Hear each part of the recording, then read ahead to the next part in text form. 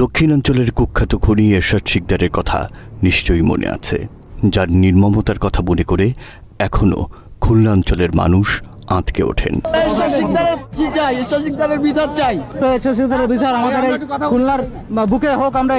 2004 সালে ফাঁসির মধ্য দিয়ে শেষ হয় এরশাদ শিকদার অধ্যায়। দীর্ঘদিন আলোচনার বাইরে থাকলেও আবারও ঘুরে ফিরে আলোচনায় এসেছে এরশাদ শিকদার। দৃশ্যপটে এবার এরশাদ শিকদারের ম্যানেজার মুজিবুর রহমান শামীম। এরশাদ শিকদার আটক হলেও তার অধিকাংশ অর্থ সম্পত্তি ছিল মুজিবরের নিয়ন্ত্রণে।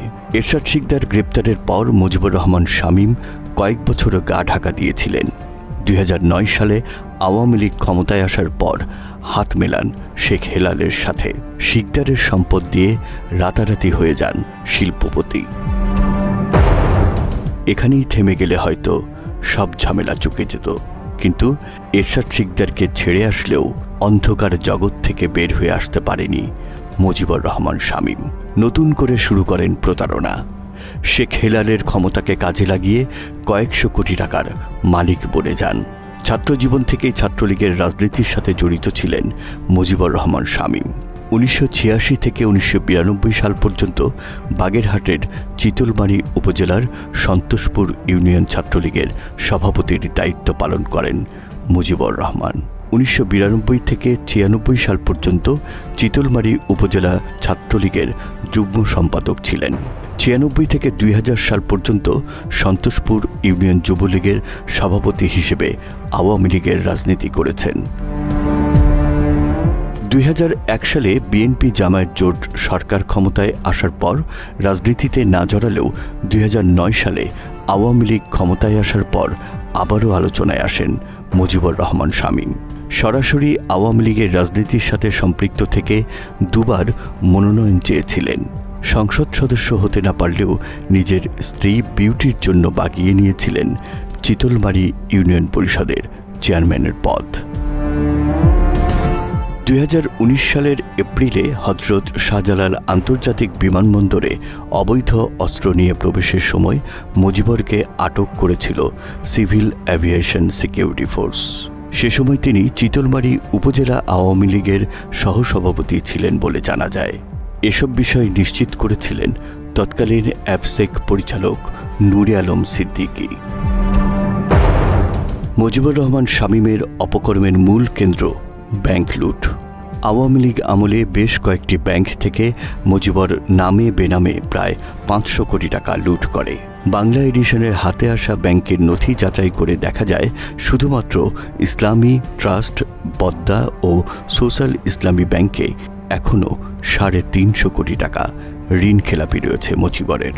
একই সম্পত্তির ওপর একাধিকবার লোন, অন্যের সম্পত্তি দেখিয়ে ব্যাংক ঋণ, এমনকি বিক্রি করে দেয়া সম্পত্তি দেখিয়েও লোন নিয়েছেন মুজিবর। মুজিবরের মালিকানাধীন প্রতিষ্ঠান সাউথ হ্যাচারি অ্যান্ড অ্যাগ্রো লিমিটেডকে বিভিন্ন ব্যাংকে জামানত রেখে লোন নিয়েছে, যা নিয়ম বহির্ভূত।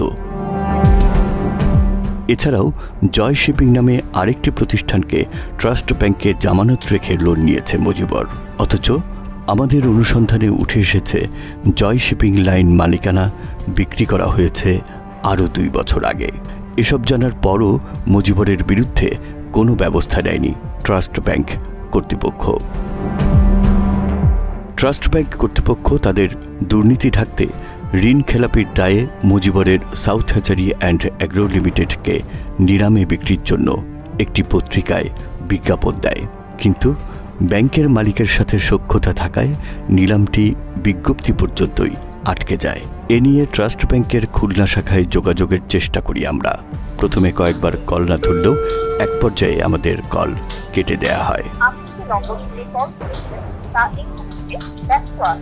এত সব লুটপাটের পরও মুজিবরের কিছুই হয়নি, কারণ শেখ হেলালের হাত ছিল তার মাথায়। কিন্তু শেখ হেলাল হাসিনার সাথে পালিয়ে যাবার পর আত্মগোপনে চলে যায় মুজিবুর রহমান শামীম।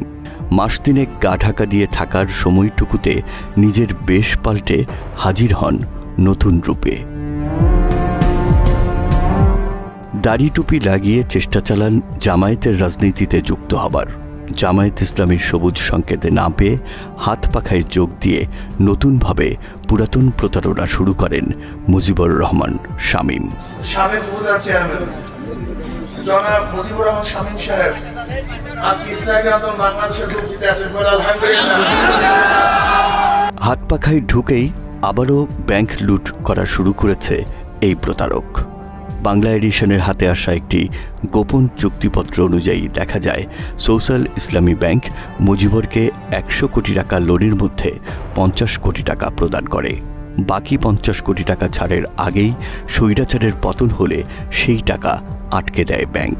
15 মে 2025 তারিখের ওই চুক্তিপত্র অনুযায়ী দেখা যায় বাকি 50 কোটি টাকা ব্যাংক থেকে ছাড়িয়ে আনতে তৃতীয় একটি পক্ষকে মুজিবর 8 কোটি টাকা ঘুষ দিতে সম্মত হয়। এভাবেই বিভিন্ন ব্যাংক থেকে হাজার কোটি টাকা হাতিয়ে নিয়েছে মুজিবর। বিভিন্ন সময়ে রং পাল্টানো মুজিবুর রহমান শামীম 5 তারিখের পর দাড়ি টুপি লাগালেও এখনও আওয়ামী স্টাইলে নিজের অপকর্ম চালিয়ে যাচ্ছে। অনুসন্ধানে আমরা মুজিবরের মোট 5টি পাসপোর্টের তথ্য পেয়েছি। সেখানে নাম ঠিকানা এক থাকলেও পাসপোর্ট নম্বরগুলো ভিন্ন। মুজিবরকে একাধিক পাসপোর্ট পেতে সহযোগিতা করেছে পাসপোর্ট অফিসের অসাধু কর্মকর্তারা। এ নিয়ে নাম পরিচয় গোপন রেখে এক ব্যক্তি দুর্নীতি দমন কমিশনের কাছে লিখিত অভিযোগও করেছে। এসব নিয়ে তদন্তে নামে দুদক, কিন্তু তদন্ত কর্মকর্তাকে টাকা দিয়ে কিনতে না পেরে তদন্ত কর্মকর্তা পরিবর্তন চেয়ে দুদক চেয়ারম্যানের কাছে আবেদন জানায় মুজিবর। এখানেই থেমে নেই লেবাসধারী এই আওয়ামী সন্ত্রাসী। অভিযোগ রয়েছে নিজ জুট মিলের কর্মকর্তাদের নামে চুরির মিথ্যা অপবাদ দিয়ে মামলা দেয় এই মামলাবাজ।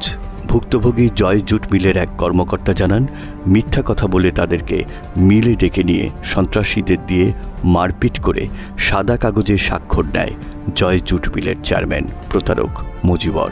এবারে যখন কথা বলা শুরু করি, কথা বলার এক পর্যায়ে উনি বলেন যে আমার বাইরে একজন মেহমান আসছে, আমি একটু বাইরে যাচ্ছি। উনি বাইরে চলে যাওয়ার সাথে সাথেই ওখানে পূর্ব থেকে প্রস্তুত থাকা মুদাসের মেম্বার নুর ইসলাম এবং লিটন এবং তাদের আরও অজ্ঞাত আরও 4-5 জন মানে প্রস্তুত রাখা হয় আমাদের টর্চার করার জন্য। এবং তাৎক্ষণিকভাবে মুজিবুর রহমান শামীম অফিস থেকে বের হয়ে যাওয়ার সাথে সাথে আমাদের কাছ থেকে ফোন কেড়ে নেয়। ফোন কেড়ে নিয়ে আমাদের সাদা কাগজ আমাদের হাতে ধরিয়ে দিয়ে বলে, এখানে তোরা লেখ, তোরা কী কী এখান থেকে নিছিস সেগুলো লিখে তারপর সই কর। আমরা বলি আমরা কিছুই নেই নাই, আমরা কোনো অন্যায় করি না, আমরা কোনো দুর্নীতি করি নাই যে আমরা এখানে লিখবো, আমাদের লেখার মতো এখানে কিছু নাই। তখন আমাদের এলোপাতাড়ি মোটা লাঠি দিয়ে মারা শুরু করে। মারতে এক পর্যায়ে আমাদের মাটিতে ফুলেরে শোয়ায়ও মারে। মারপিটেও স্বাক্ষর করাতে সক্ষম না হয়ে তাদের উপর চালানো হয় অমানবিক নির্যাতন। এক পর্যায়ে বাধ্য হয়ে সাদা কাগজে স্বাক্ষর দেয় তারা। কয়েকটা কাগজে আমাদের সিগনেচার করিয়ে নেয়, সাদা কাগজে সিগনেচার করিয়ে নেয়। আমরা যেটুক লিখছি কিন্তু কোনোটাতে আমরা ভুল করি না, এজন্য আমরা ভুলের কথা আমরা কোনোটাই লিখি নাই।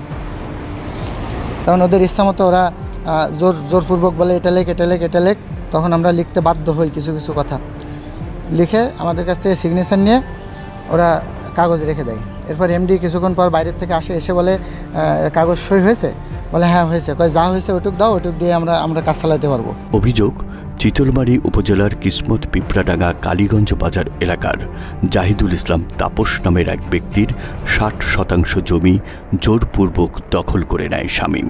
শুধু তাই নয়, বিভিন্ন সময়ে সাম্প্রদায়িক দাঙ্গা লাগানোর চেষ্টার অভিযোগও রয়েছে এই প্রতারকের বিরুদ্ধে।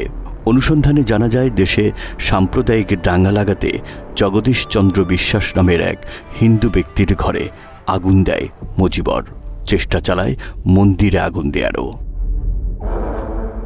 এত কিছুর পরও যদি দল পাল্টে মুজিবরদের মতো চিহ্নিত সন্ত্রাসীরা শাস্তির হাত থেকে বেঁচে যায়, তাহলে স্বৈরাচারের দেখানো পথেই হাঁটবে দেশ।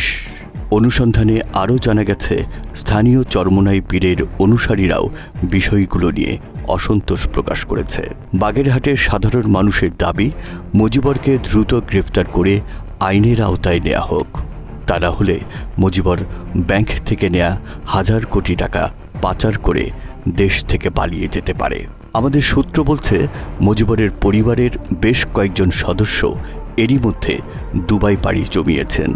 মুজিবর দেশ ছেড়ে পালিয়ে যাবার আগেই তাকে গ্রেফতার করে তার আয়ত্তে থাকা সাউথ হ্যাচারি, জয় জুট মিল, জয় ফিলিং স্টেশন, জয় অ্যাগ্রো, জয় ফিড সহ সকল অবৈধ সম্পত্তি জব্দ করার দাবি জানিয়েছেন এলাকাবাসী।